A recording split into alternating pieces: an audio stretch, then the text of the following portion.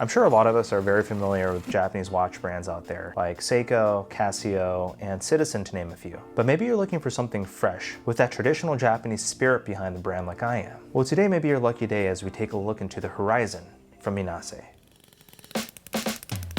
Now, I first found out about this brand when doing a little bit of research on what brands were going to be there at this year's Wind-Up Watch Fair. And I noticed aside from Seiko, there was really only one Japanese watch manufacturer that was going to be there, and that was Minase. So I thought I'd see, what is it that they have to offer? And to my surprise, I was a lot more intrigued with the brand than I thought it would be. One of the watches that I thought I would really like was the DeVito, and that was the original watch that I really wanted to look at the time. However, after seeing all their watches, the watch that really caught my eye was the Horizon, specifically the mid-size Horizon. And today I'm super fortunate enough for them to send me this watch in for review, and I'm super excited to share it with you all. But before we take a look at the watch, let's get to know this brand a little bit better.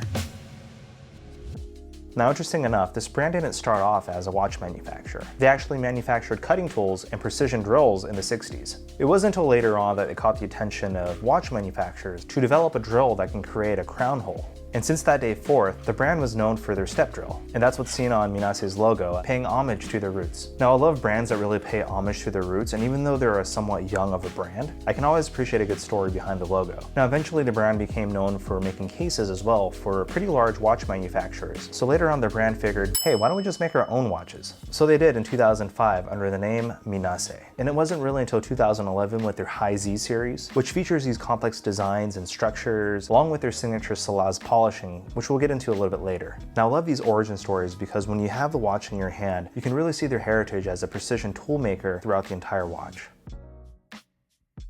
Now, the first thing that really stuck out to me when I first laid hands on the watch was that watch dial. If you look at it closely, it's actually a case-in-case design. So that dial is actually floating in the middle of that case. If you look at the four corners, you can actually see through the watch case, which I think is a lovely detail. Now, the second thing that really struck me, once I had it on the wrist and I gave it a quick wrist roll, the contrast between the polished and brushed parts of the watch case was absolutely stunning. It's super dynamic out in the light with an almost diamond-like quality to it. With each subtle turn of your wrist, there seems to be a reflection that always catches your eye. And I think this partly has to do with the Salaz polishing that is on this watch. Now, Salaz polishing is basically Zaratsu polishing.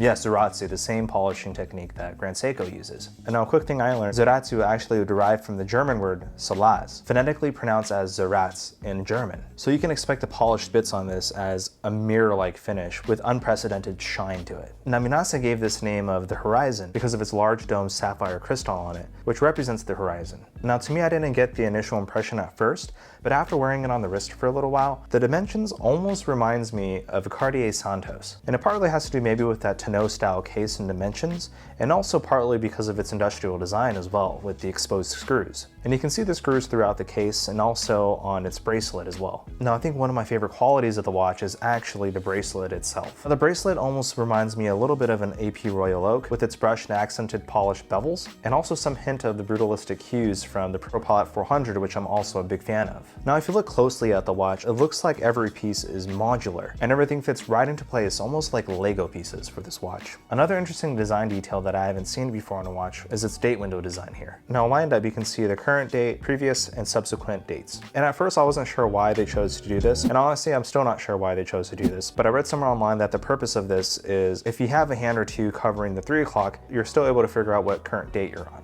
I'm not sure if I'm a fan of it, but I grew to like it over time and it doesn't really bother me. Now, at the Wind-Up Watch Fair, I had the opportunity to try on the full-size Horizon, but the proportions of the mid-size spoke to me a lot better, even for my 7.5-inch wrist. Now, after wearing this watch on my wrist for a solid week now, I notice every time I look down at the Horizon, there's always something new I discover. Whether it's its long dome crystal and how it plays with the light, or its diamond-like glimmer in the light from its Salaz polishing, or just edges on the watch that I've just rediscovered. It's always just a pleasure to look down at the Minase. Now, this watch is undeniably sharp, but not to the touch, of course. It's a very refined sharpness that you find on very high-end watches out there.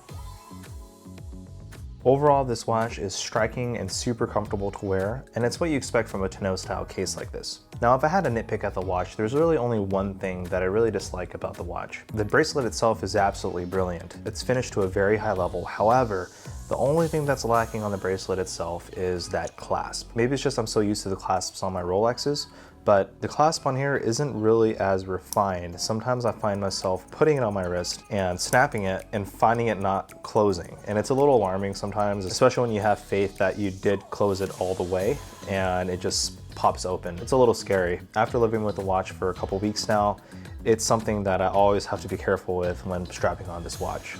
Now overall, this watch is absolutely stunning, and I'm a little sad that I have to give this back and part ways with this watch, unless I purchase one myself. Now I'm curious, have any of you heard of the brand Minase? And lastly, what's your favorite part about this Horizon? For me, it's definitely its case and bracelet design and how it just plays with the light so beautifully in the sun.